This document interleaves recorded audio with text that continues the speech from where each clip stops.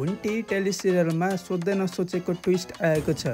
भूपेन्द्रले भुन्टीलाई पेटमा भएको बच्चा टोकलेको हो, उनीहरू बीच नाजायज सम्बन्ध छ भनेर भुन्टीलाई घरबाट निकाले।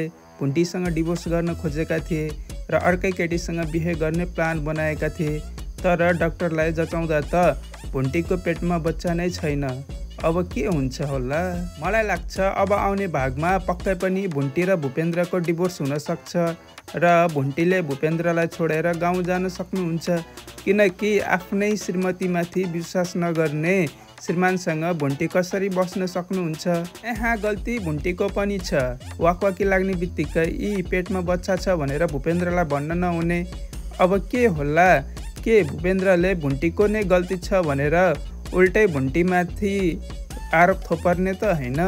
या भुन्टीले भूपेन्द्रलाई डिभोर्स दिएर सदाको लागि भूपेन्द्रबाट छुट्टिनुहुन्छ? कमेन्ट गर्नु है। यता पूर्णिमाले कान्छी आमालाई घरबाट निकाल्न खोज्दा उल्टै पूर्णिमाको बुबाले नै घरबाट पूर्णिमालाई निकालिदिनु भयो। बाटोमा टोकलेलाई देखेर त लुक्नु भयो, भेट्ने आँट पनि गर्नु भएन। अब पूर्णिमा कहाँ जानुहुन्छ, के गर्नुहुन्छ?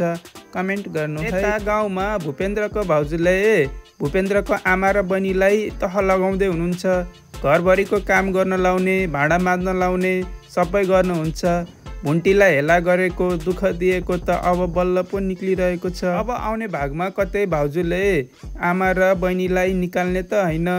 अब भुन्टीले के गर्नुहुन्छ र पूर्णिमा कहाँ जानुहुन्छ? हेर्दै गर्नुहोला है भुन्टी टेलिसिरियल।